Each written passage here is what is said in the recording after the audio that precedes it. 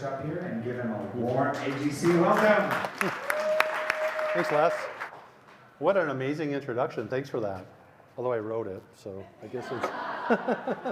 First question for you tonight is, raise your hand if you have a brain or know somebody who has a brain. Awesome. Okay, so this is relevant for all of you. So we're going to talk tonight about a concept called neuroplasticity. Neuroplasticity means that our underlying cognitive skills, memory, processing speed, logic, are changeable at any age. Okay, this is a great a book that I highly recommend. It's called The Brain That Changes Itself by Norman Doidge. It's also, you can go online on YouTube, and it's a documentary that you can watch for free. But it's basically case studies of neuroplasticity around the planet, of individuals who have overcome neurological difficulties and seen their lives greatly improved. So my first experience with neuroplasticity, as Les said, was with my daughter, Catie. And she was diagnosed with ADHD. We were told she needed to be on medication. That was the only option. And for my daughter, at least, the medication was not a great approach. It made my really fun, happy girl crabby, moody, dropped her appetite. And we realized in the school system it wasn't being addressed. It was just kind of working around it. So this neuroplasticity, that concept, helped her get off medication. She's now 18, doing much better. A really happy, my same happy kid. So neuroplasticity gives us a lot of hope because, for kids who struggle as adults, as we get older and we start to see our skills diminish, unfortunately, as Les said, we don't have to settle for that. You can strengthen your skills. So my goal tonight is to kind of help you understand how your brains function. I actually have materials in the back that you can take with you that is strategies and activities you can do to strengthen your brain skills. But my goal is that you leave here understanding how your brains function, the skills that make up your abilities, so you can maybe in yourselves recognize strengths and maybe weaknesses to really understand the root cause of any struggles that you may have or a child may have. Okay, so this is a model that talks about how our brains work. On your right side, you see that cabinet. We call that the knowledge bank. The knowledge bank represents your database of information, just kind of things that you know. What we're going to talk about tonight is everything on the left side. Those are called cognitive skills, and they make up your IQ, and they're your ability to function. So I'm going to give you your first test tonight to demonstrate the difference between these two. So the knowledge bank would be if I asked you, as fast as you can, tell me what state is just to the east of Minnesota. Good job. Okay, all right. Nice. So that's kind of your top of mind information. You just have to think, oh, well, that's Wisconsin, duh.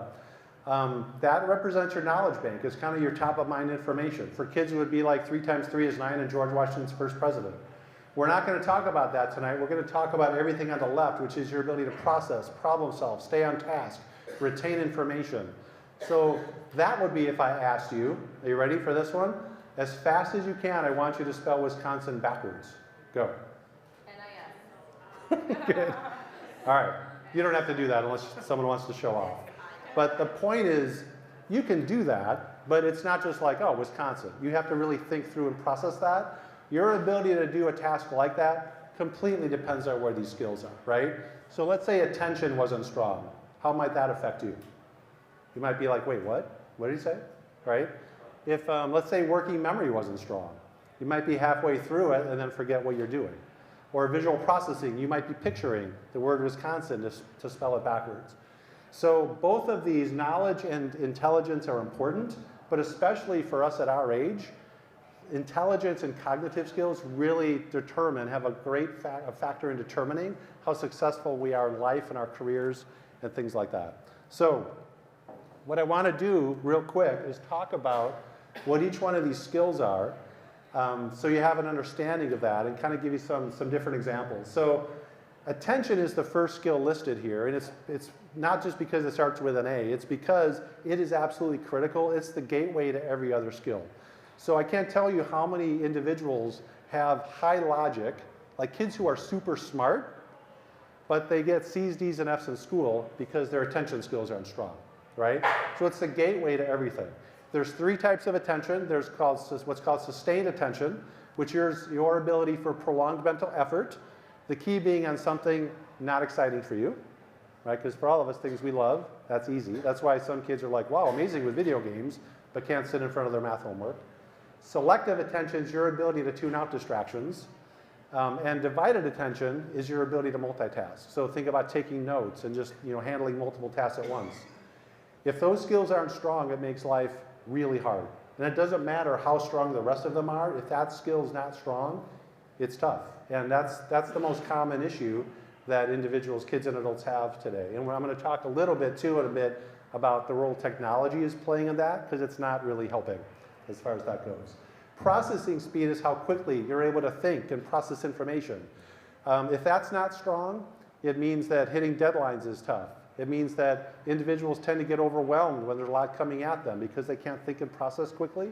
It's also the skill that's most linked with attention, right? So right now, if you're listening to me, if you're listening to a lecture or a sermon or something like that and you can't process quickly, you're going to zone out after a while because you have to mentally work really hard to do something like that.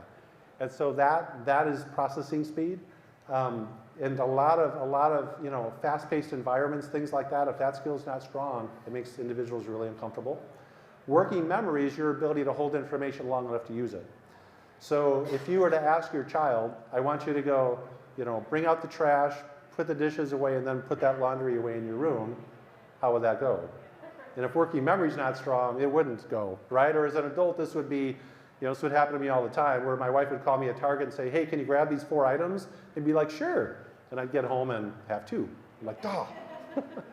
So that's working memory. It's your ability to hold information in your mind long enough to use it. It can even make things like verbal and written expression difficult because you can't organize your thoughts. And that's a really tough skill when it's not strong. There's actually been, as far as kids, there's been a lot of research that shows that working memory is the greatest predictor of academic success, even more than overall IQ. Logic and reasoning. Logic and reasoning is your ability to understand concepts, problem solve, planning, prioritizing. Obviously, for school-age kids, it's a big math skill. For us as business owners, it's like a business strategy, how to get the most out of your business, where to focus, how to spend your time. That's logic. That's pretty important. Long-term memory is your ability to retain information. Visual processing is your ability to picture things. So that has a lot to do with your ability to enjoy reading, reading comprehension. So for those of you who say things like the book's better than the movie, that's visual processing. You're picturing that. It also is important for math. And auditory processing is your mind's ability to segment and discern sounds correctly, and it's the biggest driver of reading struggles. We also call auditory processing phonemic awareness. If there's an inability to blend sounds and hear how sounds go together, reading is really tough. And until that is addressed, kids or adults struggle with reading. I mean, I just met with a 65-year-old with dyslexia who has low auditory processing, right? So it doesn't matter what age somebody is at. So those are our underlying skills, and if you as an adult are struggling with feeling like, man, I'm just not as sharp or things like that, usually it's one of these skills or a combination of skills that aren't as strong. And that's the same for kids as well. So I don't have time to go through like all the strategies, that's in the back, but some examples of neuroplasticity. Elle, 3rd grader, who went up 4 years in her reading level. Killian, who's diagnosed with ADHD, his mom didn't think he could get into college. He's now graduated from the U of M and in a career in architecture. So we're the first parents who are raising kids with technology, right? The digital age. There's iPads in schools. We get a lot of questions about that. And it's actually not a positive thing for most kids, actually.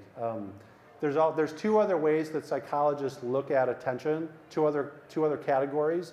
One is called reactive attention, and the other is called focused attention. So reactive attention is your ability to quickly react to something. So if you leave here and somebody cuts you off on Highway 13, you have to be able to react quickly, right? And that's an important skill. Well, that's most like video games, surfing the web, screen time. Focused attention is purposely setting your mind on something, right? So listening to a lecture, sitting and reading a book, things like that. And because of video games and technology, psychologists today believe that most kids have an overdeveloped reactive attention system and underdeveloped focused attention system.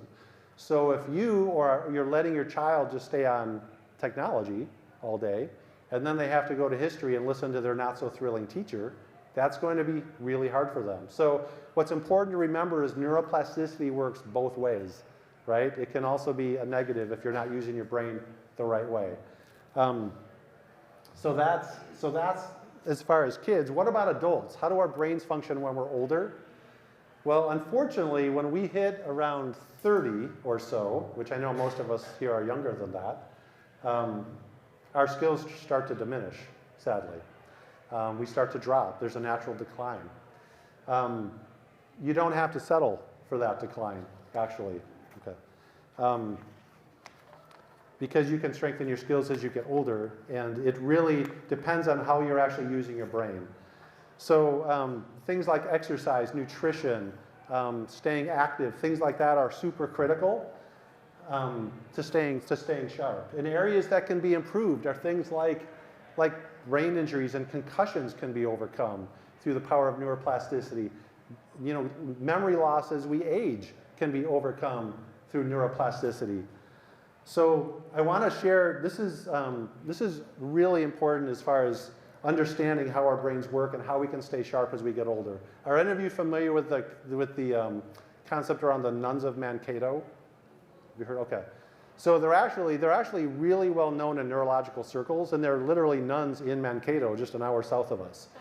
They're really well known because they live to be 90 over 100 years old, very common for them. But the actual occurrences of dementia, Alzheimer's, it almost never manifests in them. And so neurologists have biopsied their brains, you know, to try to understand what's going on. And their brains don't look any different than an individual where Alzheimer's might show up and manifest. And so trying to figure that out, what they started to realize is, you know what, it's not the way their brains are made up, it's their daily routine. So the nuns are constantly teaching classes, learning new languages, musical instruments. They're staying mentally sharp. And so even though they might be prone towards dementia or Alzheimer's, it doesn't show up because of the way they use their skills. The opposite side of that is we worked with a gentleman years ago who came to us at age 74. He retired at age 65, was a super successful engineer. And when we tested him, his memory was like in the 2nd percentile. His wife brought him in, and I'm like, well, what's been going on the last 9 years? She said he's been basically playing video games. He's been watching TV, really, for the last 9 years. And it's like his skills have just tanked. And so the reason I bring that up is, for us as adults, it's so important to stay mentally sharp. I know I talked about technology for kids and how that's, you know, can be tough and cause issues. It's the same for adults, right? You go into a Starbucks, we're all just staring at our phones, things like that. So you've got to keep yourself mentally sharp. So just to close real quick, this is a quote from Dr. John Rady from Harvard Medical School. He says, "The brain responds to use and disuse by either growing and remaining vital or decaying, and thus for the first time we're learning to see mental weakness as physical systems in need of training and practice." The concept behind this is that the neurons in your brain that fire together, wire together. So how you use your brain is super important. Staying mentally active, just like exercise, it's the same type of thing. So that's my admonition to you tonight is do it. Don't become mentally idle, stay mentally active, and you can stay sharp. And there's a lot of strategies in the back as well that you're welcome to take. So thank you.